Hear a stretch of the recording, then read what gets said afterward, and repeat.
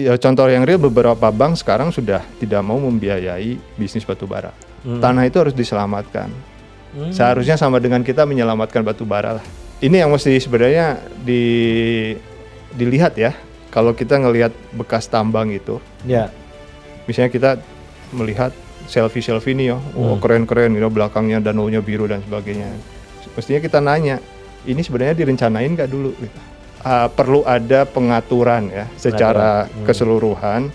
Artinya ini tambang ini ke depannya akan jadi apa nih tata kelolanya.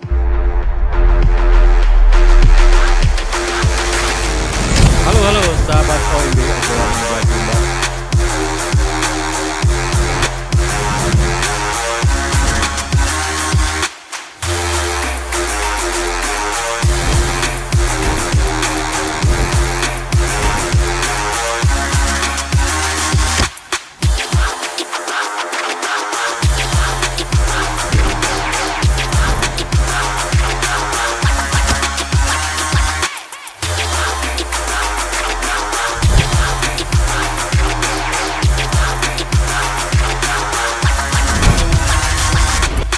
Halo sahabat OMB.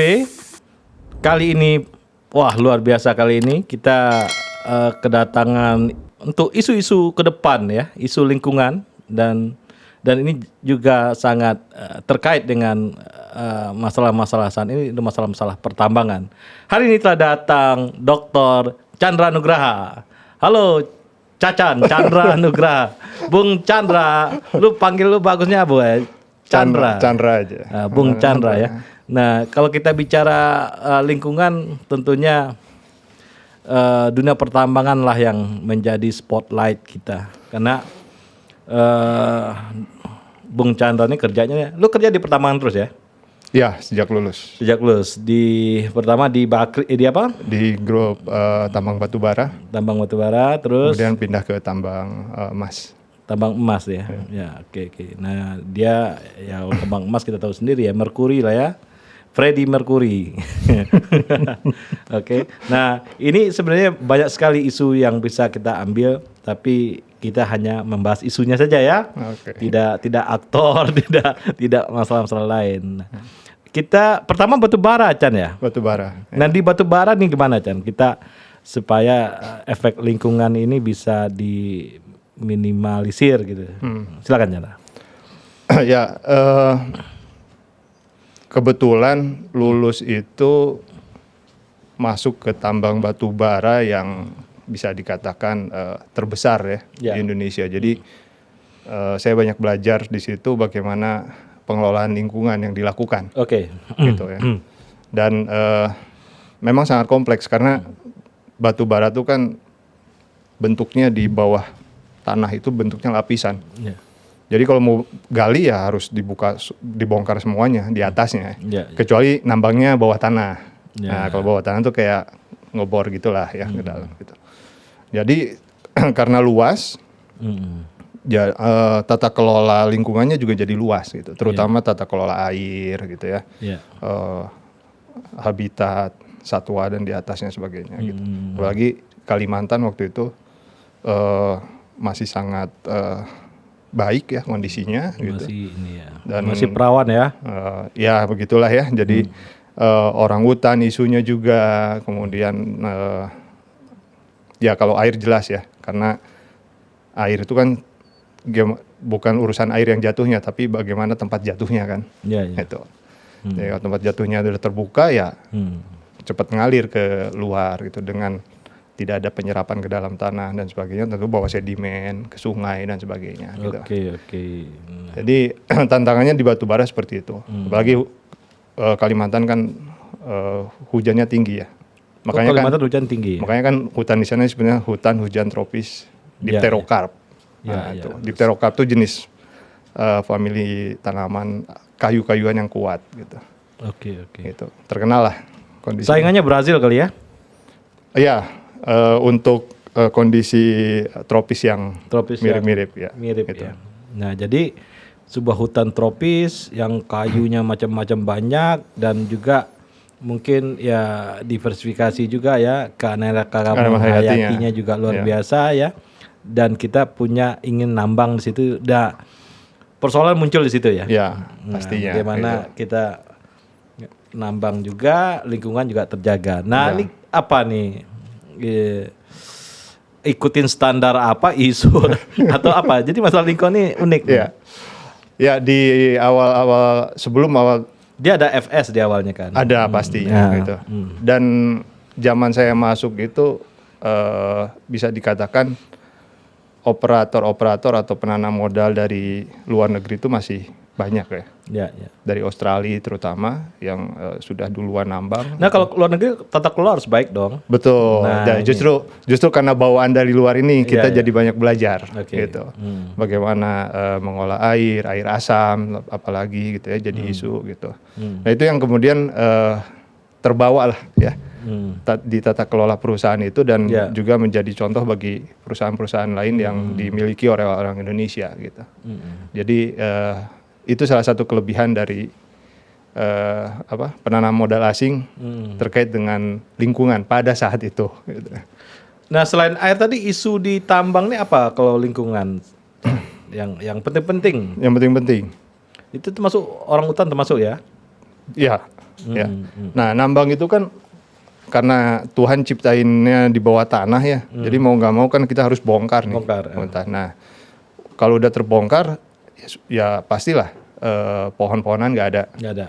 Pohon nggak ada artinya penyerapan air, tempat hidupnya satwa juga hilang gitu kan. Belum lagi mungkin tanahnya. Ya. Tanahnya nih kalau kita tidak kelola, gimana nanti kita mau nanaminnya lagi kan, reklamasinya. Reklamasi. Gitu. Nah, jadi tanah juga jadi isu, gitu. Jadi isu ke depan bagaimana gitu. Itu mulai dari pembukaan lahan, kemudian air. Nah, nanti pakai alat-alat berat dan sebagainya, ada maintenance. Nah, abang orang mesin kan? Oke, saya mesin. Orang mesin kan? Mesin kafe ya. Ada oli bekas lah, ada gemuk dan sebagainya, itu kan juga limbah. Ya, harus diberesin juga. Dikit lah itu. Loh, kalau truknya gede-gede, jumlahnya juga banyak. Banyak gitu. Apalagi tata kelola waktu sampai sekarang itu disebut dengan limbah B3 ya. Tata kelolanya harus mengikuti peraturan yang sangat yang ketat. berat ya. Ya, berbahaya dan beracun. Gitu kan. Nah, itu juga jadi. Emang ada B3-nya di situ? Nah, itu oli bekas itu. Oli bekas itu B3 ya? B3 gitu. Nah, dulu susah nih dari Kalimantan mau dikemanain itu kan. Harus dibawa pakai kapal lah, dikirim dan sebagainya. Kalau di Bandung nggak ada yang ngambil tuh. Nah, itu ya kan? Iya. Bawa pick up diambil. Iya. Makanya B4. Apa B4? Berbahaya, beracun, berduit. Oke, good. Gitu. Ya. Nah, ya itulah ada. Saya baru tahu tuh oli bekas tuh B3. Saya pikir merkuri doang yang. Nah, gitu. Terus? Tadi ya, udara juga. Udara gimana udara? Apa polusinya? Nah, kita kan bongkar batuan ya. Bongkar batuan buat ngambil batu bara. Nah, itu kan kayak jalan-jalan di tambang tuh nggak pakai aspal. Ya. Jadi jalan tanah aja yang diperkeras gitu kan. Jadi kalau kendaraan lewat ya berdebu tuh. Gitu. Oke, debu ya. Debu. Dulu di Bojong Soang itu orang ada bangun perumahan nggak kita sebut namanya ya. Nah, debu tuh ada tuh biaya per hari debu tuh 200.000 kalau nggak salah. Itu biaya kompensasi kan. Kompensasi kan. Itu. Jadi masyarakat dapat duit segitu. Ya, masyarakat biaya debu. Oh, itu debu ya? Debu. Tapi kan di situ nggak ada tempat tinggal, Bung Chandra. Nah, ini yang menarik juga ya. Lokasinya tambang itu biasanya memang di daerah terpencil ya. Karena Tuhan nyiptainnya di tengah hutan, nggak bisa gitu kan. Biasanya ada gula, ada semut. Pindah mereka. Pada datang gitu kan. Nah, jadilah rame di situ, perumahan itu dan sebagainya. Nah, tipikal yang begitu biasanya lebih mudah dan lebih paham. Karena kita sama-sama pendatang gitu. Tinggal kita memanage. Ya teknikalnya di manage gitu ya, aspek masyarakatnya juga dipahamkan gitu. Nah, ya seperti itu. Nah, yang repot tuh kalau tambangnya datang di tempat yang udah ramai penduduknya. Wah, ini biaya nih. Isunya banyak lah. Gitu. Ini teknika nggak bisa, debu ini pasti ada nih. Debu pasti ada, tapi bisa dikendalikan. Ya, kalau dia hujan kan nggak ada debu. Tapi licin jalannya, ya. Itu. Licin jalannya. Karena tanah liat kan. Iya. Nah, kalau nggak ada hujan, ada truk khusus tuh buat nyiram-nyiram jalan. Gitu. Kan ada juga nggak hanya truk, alat angkutnya ada yang semacam apa lori atau apa namanya yang kecil-kecil itu yang di Morowali saya pernah lihat itu. Dari nikel itu dari gunung sana sampai pakai konveyor gitu. Pakai konveyor sampai di pelabuhan. Iya, iya. Itu nggak ada, Jan? Itu ada biasanya sih untuk loading atau memindahkan batu baranya. Oh gitu. Iya, ada kan? Nggak selalu betul. Truk kan? Iya. Tapi kalau untuk batuan yang di atas batu baranya yang itu pakai truk ya. Gitu. Ngeluarin yang di atas itu dijual ke Singapura lumayan lah ya. Dan itu lebih banyak. Iya, ya. Lebih banyak dari batu baranya. Iya. Itu bukan tipis di atas gitu aja, enggak tebal ya? Tebal gitu. Bukannya di Kalimantan itu tipis dia enggak ya, tebal ya? Ya tergantung lokasi juga sih. Gitu. Kadang ada juga yang baru gali itu di Kalimantan Timur kan banyak tuh gali 2 meter ketemu batu bara, kan? Karungin jual gitu. Belakang sekolahan.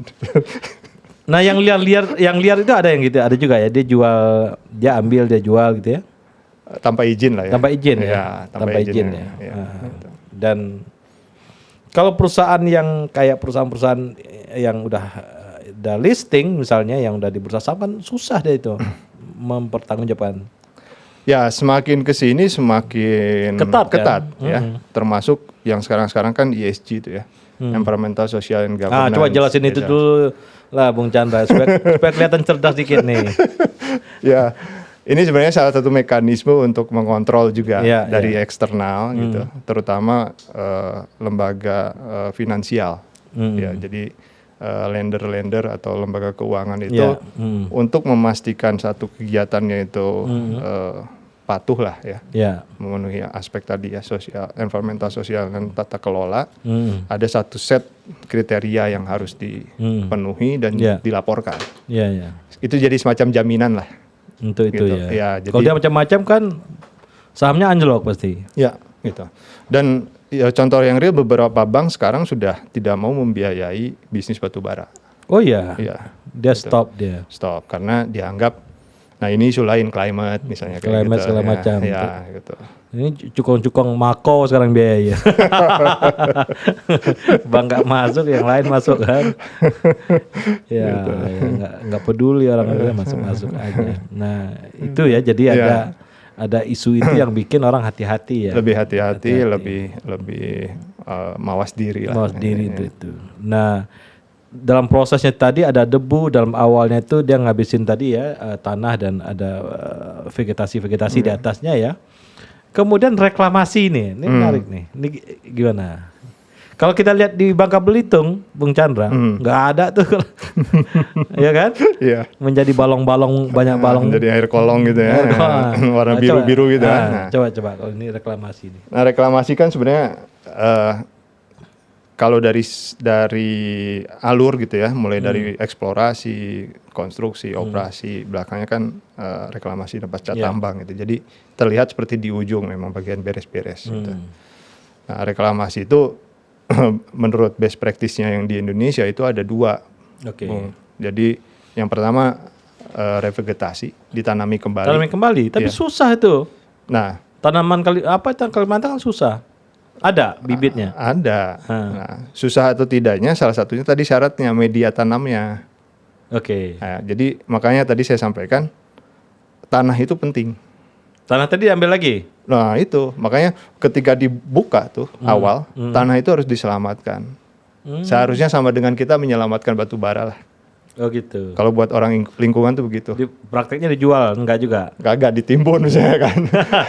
Jadi dibongkar gitu aja. Itu banyak yang kayak gitu. Gitu ya. Nah harusnya dibalikin lagi. Tanah itu disimpan dulu. Ya. Kalau belum ada daerah yang siap untuk direhabilitasi, direvegetasi, Nah, tapi kalau misalnya udah ada yang siap, langsung ditebar langsung nggak apa-apa. Oh gitu. Langsung ditanamin lagi. Ya, gitu. Nah itu yang disebut dengan revegetasi. Yang kedua reklamasi bentuk lain sekarang ada. Apa tuh? terserah bentuk lainnya. Nyokolain anak misalnya. Nggak, itu nggak bisa. Mau bikin penjara kayak di luar tambang Bisa. gitu, bisa aja. Bisa bikin ruang publik apa gitu ya. Boleh gitu, atau jadikan kolam misalnya itu, atau jadikan daerah-daerah yang lain perumahan juga boleh. Gitu. Boleh ya. Selama ada studinya, studi yang mencukupi untuk menyatakan bahwa itu oke. Ikan arwana gitu bisa ya. Boleh. Gitu. Mau PLTS terapung boleh. Oh bisa ya. Bisa gitu. Yang misalnya kayak di Cirata kan, Ya, ada ya. kan PLTS, nah boleh aja. Nah itu udah ada peraturan yang mengaturnya. Ada. Udah ada sekarang. Apa aturan payungnya ada? Gitu. Ada ya? Nah, tapi kan sebenarnya kalau lihat batu bara ya yang nggak sulit ya. Iya. Ya. Tinggal gali, angkut. Nah, kita geser dikit nih. Emas gimana? Nah, emas ini kan mineral ya. Heeh. Ini lebih kompleks gitu karena Ya. kita mesti orang-orang eksplorasi dan metalurgi itu yang paham. Saya tuh. pernah riset Batang Toru tuh, riset intelijen. Konflik sosial di Batang Toru. Nah. Ya. Nah, itu kan ada istilahnya tuh ada alurnya ya. Ya, ya. Mineralisasinya gitu. Kalau batu bara dari jauh kelihatan hitam. Ya. Kalau emas kan enggak. Nah, Kan kecil-kecil gitu ya. Makanya Serbuk-serbuk ya. serbuk gitu. Makanya harus lebih jeli lagi. Dan untuk mendapatkannya juga lebih sulit prosesnya. Ya, Ada ya. proses geokimia di dalamnya gitu.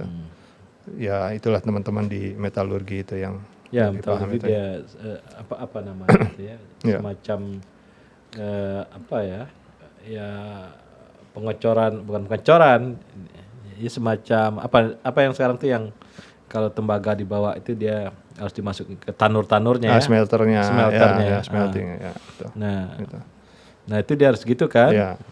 Nah, jadinya isu lingkungannya juga sedikit berbeda. Sedikit berbeda, ya. Meskipun kalau objek fisiknya misalnya air ya tetap Ya. ya di air gitu. Nah, Air ya. kalau di batu bara lebih ke kekeruhan gitu ya. Kemudian kandungan logamnya juga mayoritas besi dan mangan. Ya. Kalau di emas itu bisa macam-macam. Karena mineral targetnya misalnya emas, Ya. tapi ternyata di dalamnya ada tembaganya, Ya, ya. gitu kan? Ada arseniknya, Ada adik kakaknya di ada situ. adik kakaknya di situ. Nah itu yang harus dikelola juga. Ya, gitu. ya. Nah, saya lagi ini juga di Bayah Dom tuh. Itu juga lumayan sebenarnya, tapi ya sekarang kan masyarakat yang ngambilin kan.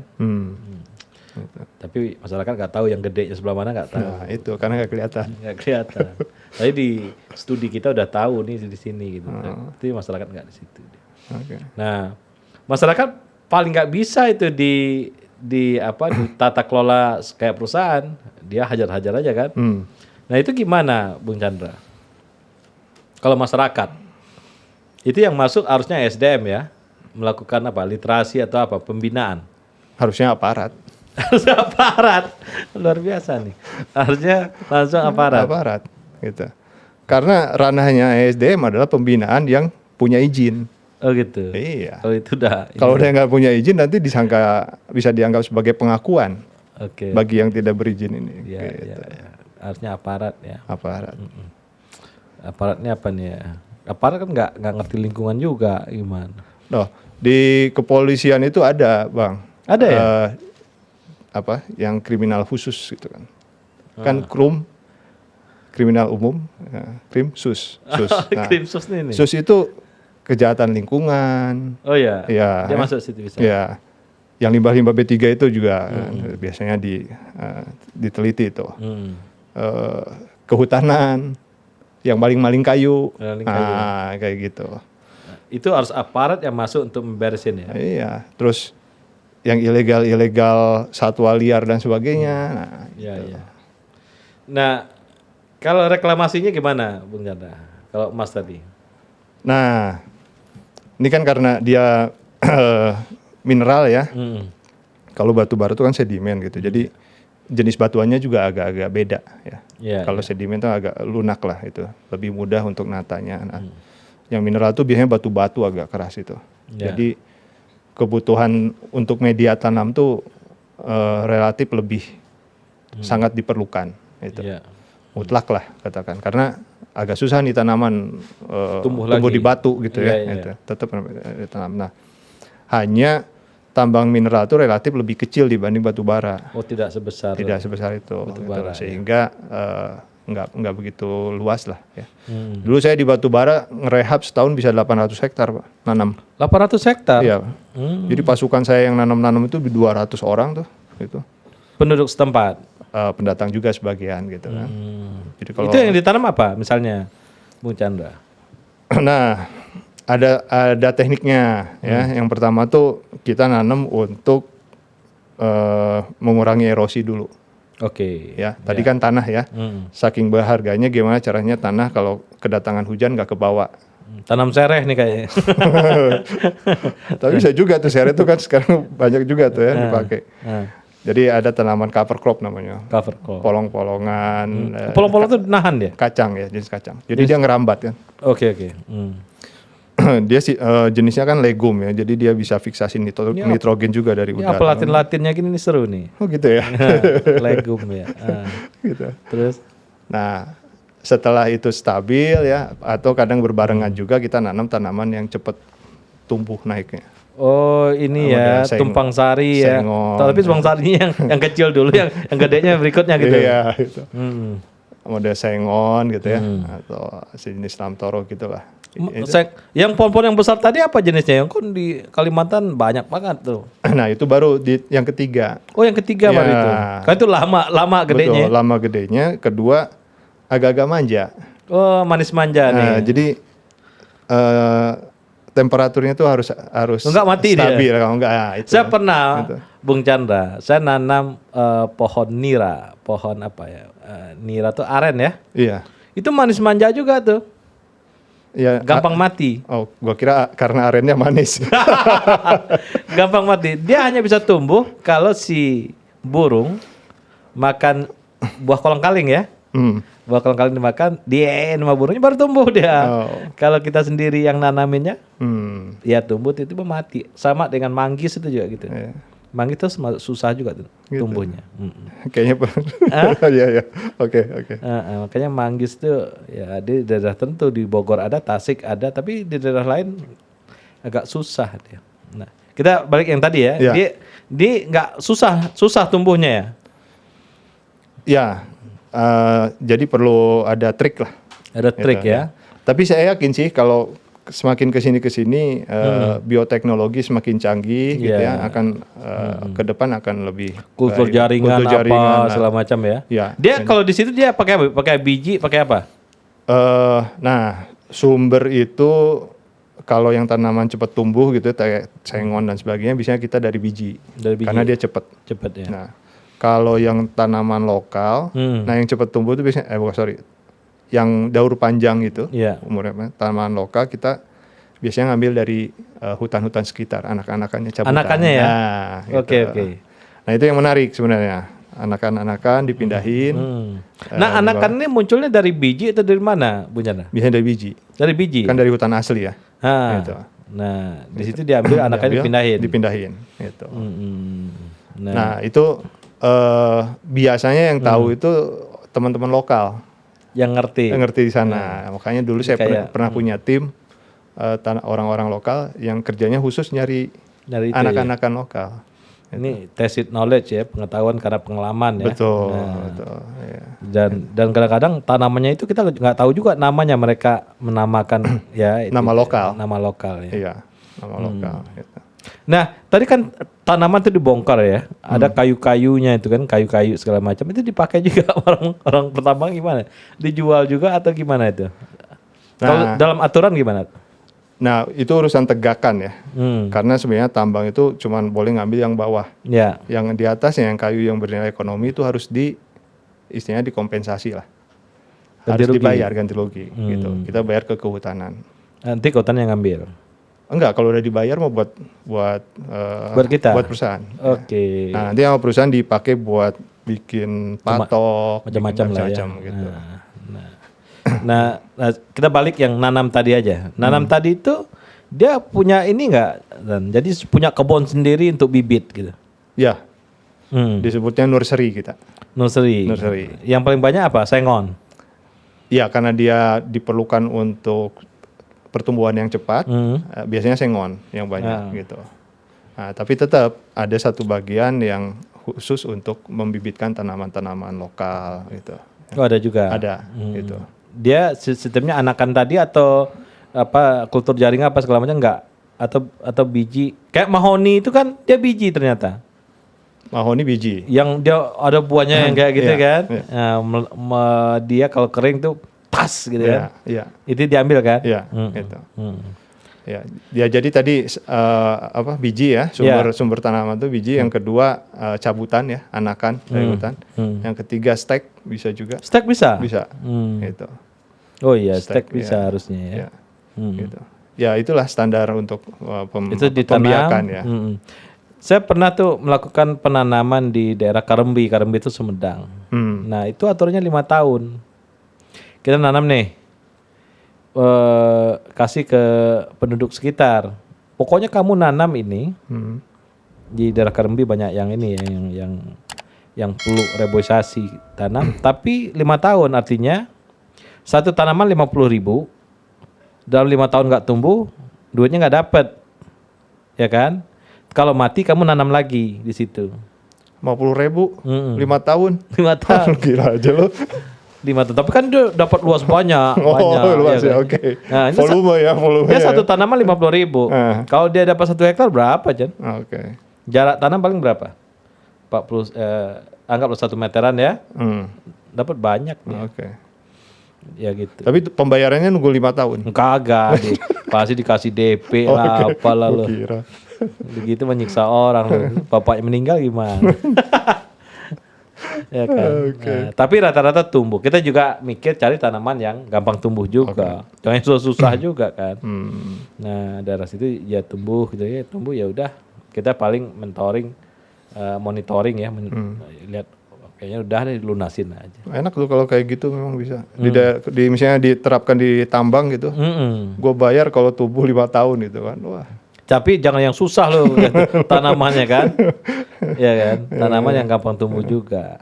Karena kadang-kadang nih tanam sama dia nih tiba-tiba tahun kedua mati. Iya. Ya kan cuma. Nah itu sebenarnya yang di tambang juga harus dilakukan perawatan. Ya. Jadi 3 bulan setelah nanam, 6 bulan, 1 tahun. Jadi setahun tuh 3 kali Ngerawatnya. Ya, kasih pupuk. Oh ya, kasih pupuk juga. Iya, gitu. Dan tapi kata Bang sustain kan masih si plan tamannya masih ada di situ kan. Mau nggak mau tuh. Kalau yang ini kan reboisasi susah. Ya yang orang ini itu juga sosial, itu pakai wanadri lah. Oh iya. Pakai wanadri terus lanjut. Kalau wanadri kan dia penuh cinta gitu gitu ya. Iya. Nah, dia nanam, makanya kadang-kadang kalau di dunia tambang kasih wanadri kayaknya beres juga tuh. Ada kerjasama juga enggak? Ada, pernah. Ya, Pernah ada ya. Ada. Di beberapa kegiatan dulu menginisiasi daerah wisata bekas tambang. Saya pakai teman saya. Nah itu yang menarik nih, daerah tambang jadi pariwisata itu menarik ya. Itu terjadi di Sawalunto, terjadi di Belitung. Nah, ya kan. Nah itu nggak terjadi juga di Kalimantan gimana? Ada. Ada juga. Ada. Contohnya apa dia? Menjadi apa? Floating market. Dulu saya menginisiasi satu kolam bekas tambang dijadikan jadi danau wisata. Danau wisata ya. Jadi wisata gitu. Ya. Jadi ya ini agak ini juga panjang. Jadi singkat cerita itu danau daerah bekas tambang ini udah selesai direhabilitasi semua. Ada satu lubang yang diisi oleh air. Kualitasnya semakin bagus. Seiring dengan pertumbuhan vegetasinya, ya, karena sangat pengaruh sekali. Gitu. Nah, akhirnya terpikir gimana caranya untuk dimanfaatkan. Ya. Jadi wisata akhirnya kita beli perahu karet waktu itu. Ya. Jadi sana jadi daerah wisata pembukaan waktu itu cukup ramai. Boot, perahunya rescue juga turun. Gitu. Nah. Singkat cerita itu daerah kemudian dikelola itu yang ada jogging track dan sebagainya seperti buat gitu ya. Dan sampai sekarang ternyata masih dipakai untuk acara Hari Lingkungan Hidup. Itu dari dekat peringatan. Gitu. dekat kota atau gimana? Dekat-dekat kota. Ya. Kalau dekat kota ada yang ngunjungin. Kalau di tengah hutan gimana? Permasalahannya adalah aturan dari pemerintah yang tidak memperbolehkan pelepasan sebagian daerah tambang. Oh, ada aturan ya. Ada aturan. Jadi daerah itu meskipun bisa dimanfaatkan, tapi nggak bisa dilepas kemudian jadi daerah umum. Oh gitu ya. Ya, jadi pengelolaannya masih di bawah tambang. Nah, segala sesuatu yang terjadi di situ masih tanggung jawab perusahaan tambang. Ya, ya. Makanya dibatasin. Orang tambang kan nggak mau kecolongan tiba-tiba ya ada apa yang jatuh misalnya gitu. Ya. Nah, Ya. itu kan harus dilaporkan sebagai kecelakaan tambang dan sebagainya. Itu nggak gitu. Ya, sebenarnya seperti kayak gunung di Flores itu apa gunung yang warna-warni itu kan. Kalau orang masuk ke kawah itu kan ya nggak hanya itu, gunung yang di apa di Malang tuh apa namanya? Yang berkuda dataran tinggi Bromo. ya. Itu juga bahaya kalau masuk ke dalam situ. Ya. Nah, itu juga harus dijaga. Betul. Gitu. Dan juga ada nih, saya bisik-bisik tetangga nih. Ada juga orang kaya tambang bikin taman hewan di tengah-tengah.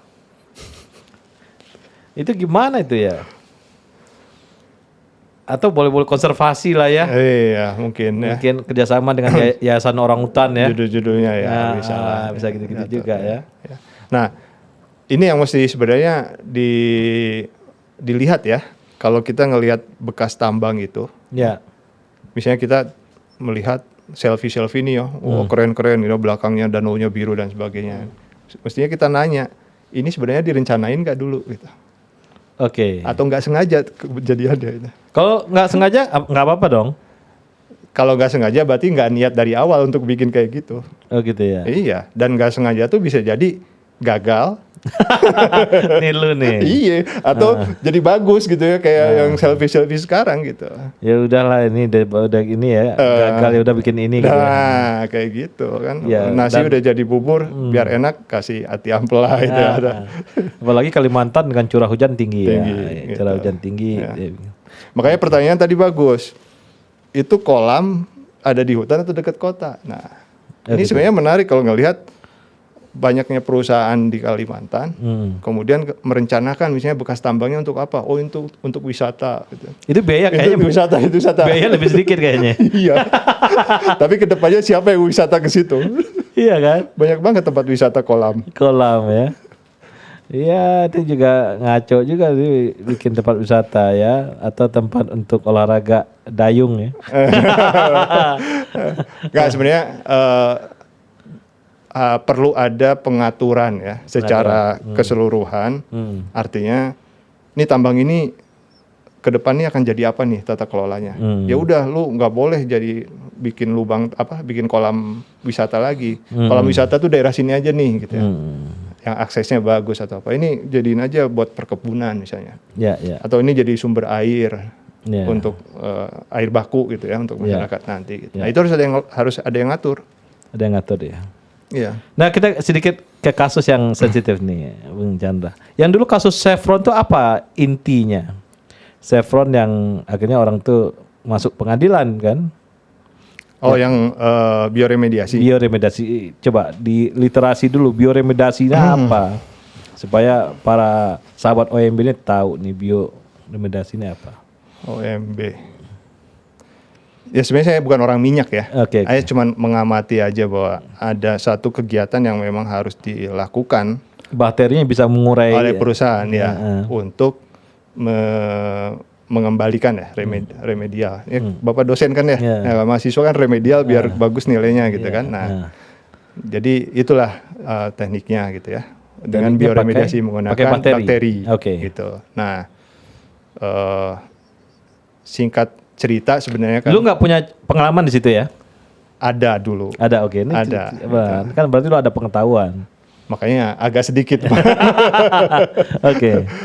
Itu gara-gara dari bengkel itu nyuci olinya tumpah, terus campur tanah sama dari ban truk itu, itu harus di bioremediasi biar turun tuh nilai total petroleum hidrokarbonnya (TPH-nya). Karena ada batasnya nih.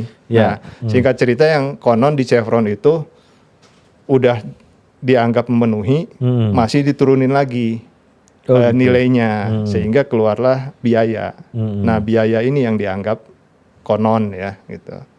Itu sebagai pengeluaran tambahan, itu Dan itu menyalahi gitu. Nah, yang lucunya tadi ya, kalau bicara soal kewenangan lingkungan, itu kan ada 3. Ya. Kementerian Lingkungan Hidup, kemudian untuk penyidikannya ya, lingkungan hidup juga ada penegakan hukum, Ya. ada kejaksaan dan ada kepolisian. Nah, ini di kasusnya Chevron kan kalau tidak salah kejaksaan ya yang masuknya, Penegak hukum lah. penegakan hukum gitu. Ya kadang ini apa, kalau balapan itu Siapa duluan ya? kira-kira gitu Dia lah. cari klausul ya. Ini deliknya apa nih? Gitu. Ya. Gitu. Dalam kasus itu kan KLHK yang jadi saksi ya untuk perusahaan gitu. Ya. Saksi meringankan malah gitu kan. Nah, ini sebenarnya yang perlu di-clearkan. Mudah-mudahan udah clear ya. Ya, Saya kurang pahami, mendalami juga itu. Ranahnya Pak Ali Nurdin. Ali Nurdin ya gitu. Nah gitu Bang. Kira-kira Chevron tuh. Nah, kalau kasus-kasus tadi emas sudah ya? Emas sudah, batubara. Pernah juga nikel gimana tuh? Nikel tuh kan kayaknya merambah kayak batubara kayaknya modelnya. Nah, ya nikel tuh dia ada di permukaan kan. Kebanyakan mineralnya, bahan bakunya. Ya kalau ke Morowali itu udah gundul semua aja. Ya, betul gitu. Ya, dan seperti tanah ya. Jadi tadi urusan air jatuh itu jangan disalahin, tapi tempat jatuhnya. Oke. Nah, itulah yang kemudian bisa dilihat dari lingkungan sekitar gitu ya. Bagaimana penampakan dari perairan sekitar tambang nikel itu. Gitu. Saya belum pernah lihat langsung ya. Hanya lihat gambar-gambarnya sih udah kebayang lah gitu ya. Itu permasalahan atau apa yang mempengaruhi sehingga air itu kelihatan seperti coklat warnanya. Itu pernah juga kasus di Batang Toru yang si bupatinya langsung minum dari air sungai. Coba diulas sedikit nih. Bung Chandra kan pernah di situ kan. Ya itu zaman-zaman awal ya. Zaman awal. Nah, tadi saya cerita di awal tambang itu umumnya datang duluan, masyarakat ngikut. Waktu penduduknya datang. Nah, di case yang Batang Toru itu kan udah ada dari zaman Belanda. Itu zaman Belanda ya? Makanya kan ada wek gitu. Ada gang. Wek itu kan bahasa Belanda tuh. Iya. Ada doorsmeer. Itu tuh tempat nyuci motor gitu ya. Ada istilah-istilah Belanda yang memang udah muncul di situ untuk perkebunan. Makanya ada PTPN juga. Itu dan dari sisi penduduknya juga banyak orang Jawa. Itu yang didatangkan untuk berkebun. Nah, itu case tambang yang datang setelah penduduk ada. Jadi dari pola pikir yang berkebun, kemudian melihat teknologi pertambangan, intinya wajar lah ya, jadi agak khawatir dan sebagainya gitu. Termasuk untuk pengelolaan air yang dibuang ke sungai. Makanya Bupati ya bupati dan para petinggi perusahaan juga membuktikan lah gitu kan bahwa cara-cara seperti itu, cara-cara tambang melakukan pengelolaan lingkungan itu bisa dilihat dari air yang dikeluarkannya gitu. Dan pembuktiannya dengan minum gitu. Minum ya. Yang memang secara ilmiah sih nggak gitu-gitu banget juga itu bukti dia. Banget lah ya. Itu. Ini testimoni lah nih. endorse. Ini gara-gara tahun segini emang tahun testimoni kan. Testimoni ya. Saya belum di situ Pak waktu itu Pak. Belum ya. Belum. Gitu. Yang orang mau obat Cina apa gitu ya. Saya hampir mati setelah hidup lagi. Itu ada yang testimoni gitu ya. Nah, dan saya kira juga ada dulu isunya di sungai. Di Freeport juga ada isu itu ya. Tapi anak-anak lingkungan yang mengeluarkan isu bahwa ini sungainya tercemar apa segala macam ya. Saya pernah dengar itu. Dan data-data tuh anak-anak wali ganas ya, dia dikit-dikit salah ini mah dia. Anak apalagi jaringan Jatam ya, ngeri-ngeri ya. Jatam juga luar biasa itu. Dia mengangkat isu-isu itu. Betul, gitu. Dan macam-macam lah isu-isu yang untuk masalah lingkungan gitu ya, yang terjadi di pertambangan. Tapi teman-teman seperti itu sebenarnya jadi Mitra betul gitu. Karena teman-teman ini melihat dari sisi yang lain. Ya. Nah, jadi kayak semacam auditor lah atau evaluator yang Tidak perlu dibayar. maksudnya juga make sense kadang gitu ya. Ya, watchdog ya. Ya, gitu. Dia Untuk melihat dari sisi lain. Oh, ini ada ini yang kita nggak kelihatan sama kita, dia kelihatan sama dia. Ya, betul. Itu ini juga ada masukan yang baik dari teman-teman NGO ya. Betul. Penting itu. Gitu. Nah, NGO internasional itu suka ngamatin juga apa NGO internasional, WWF ini. WWF Yang sebenarnya suka kontra gitu Bung Chandra, masalah-masalah tambang ini. sekarang banyak ya. Banyak ya? Banyak. Dengan berbagai jenis kepentingan di belakangnya gitu. Iya, iya. Ya. Kalau kita kan kadang taunya ada Greenpeace gitu ya yang Greenpeace gede kita ya, yang gitu isu-isunya gitu. Yang lain saya nggak hafal namanya, tapi mereka juga cukup kencang untuk mengangkat isu-isu yang sensitif. Ya, isu biodiversity ya. Gitu. Kemudian isu climate juga gitu. Mereka angkat juga. Dan gitu. dia menyoroti Kalimantan gitu ya. Kalimantan sebagai carbon sink ya. Sebagai paru-paru ya. Paru-paru dunia. Paru-paru dunia ya. Dan itu menjadi incaran-incaran ini gitu ya. Nah, sekarang tapi yang luar biasa sebenarnya dulu kan selalu ada yang dapat Kalpataru gitu ya, yang dia mencoba untuk membereskan lingkungan itu, tapi sekarang udah nggak ada ya. Ya, Kalpataru itu untuk penghargaan perorangan ya. Perorangan ya. Perorangan. Iya. Harusnya dengan adanya banyaknya tambang tuh, harusnya Kalpataru makin banyak dong. Sekarang orang nggak kesana saya lihat ya. Dan saya lihat udah lama juga Kalpataru nggak ada ya. Atau ada saya nggak tahu aja ya. Ada kayaknya. Tetap ada. Tetap ada, kita nggak tahu gitu ya. Yang coba masalah-masalah lingkungan, terutama yang ya kadang-kadang di pantai, di gunung ya, masalah alga atau masalah apa segala macam itu juga menjadi, atau masalah apa tanaman yang di pantai itu yang menghalangi mangrove gitu ya, hutan mangrove segala macam itu menjadi concern. Dan kalau majalah Tempo itu suka bongkar-bongkar kan, ya masalah-masalah itu yang itu di Sangihe Talaut. Itu apa tuh, emas ya Bung Chandra? Iya, izin. Itu problemnya apa? Bukan problem lingkungan atau problem sosial? Atau perebutan pemilik? Kalau yang saya baca itu kan sampai ke ini ya, ke tingkat kasasi ya. Iya. Gitu. Sehingga si perusahaannya menantang untuk di arbitrase internasional gitu. Oh iya. Ya, gitu, karena masalah keputusan yang bertolak belakang menurut pihak perusahaan. Di satu sisi izin lingkungannya dianggap valid, di satu sisi kontrak karyanya nggak valid gitu kan, jadi bertolak belakang gitu. Tapi intinya sih teman-teman NGO di sana sepertinya menyoroti masalah perizinannya dulu. Gitu ya. Karena kalau misalnya memang belum ada izinnya, ya nggak boleh ada aktivitas di lapangan, meskipun itu untuk eksplorasi atau ngebor. Pandangan mereka kan seperti itu, kalau yang saya baca ya. Gitu. Jadi tahapan-tahapannya harus clear dulu. Harus clear dulu ya. Termasuk itu ya, FS, AMDAL, kayak gitu kan harus clear dulu di awal. Clear itu ya. Gitu. Nah kadang-kadang itu juga pekerjaan susah itu, Bung Chandra, bukan gampang itu. Betul Pak. Ya dia harus presentasi di ahli kan, ahli lingkungan ya. Dan ahli lingkungan juga ganas-ganas orangnya. Sikat sana sikat sini. Masalah kemiringan aja bisa luar biasa itu. Atau titik banjir atau apa namanya? Pernah banjir sampai mana gitu ya. Nah, itu juga menjadi problem-problem yang perlu diperhatikan oleh para penambang gitu. Nah, secara garis besar nih Bung Chandra, apa nih aspek lingkungan yang penting banget di dunia pertambangan? Sekarang ya. Sekarang isu kalau utama. melihat konteks keindonesiaan ya.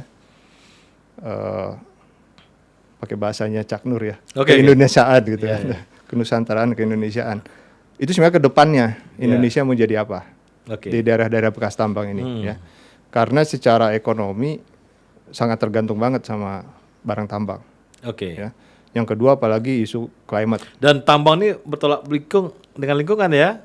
Enggak bertolak belakang sih, kalau misalnya memang niat mah Bisa ya? bisa sejalan. Tata kelola bisa ya? Tata kelola gitu. Nah, seperti sekarang misalnya nikel booming dengan harapan bisa mengurangi emisi dari penggunaan fosil fuel ya di kendaraan misalnya. Itu satu sisi yang positif.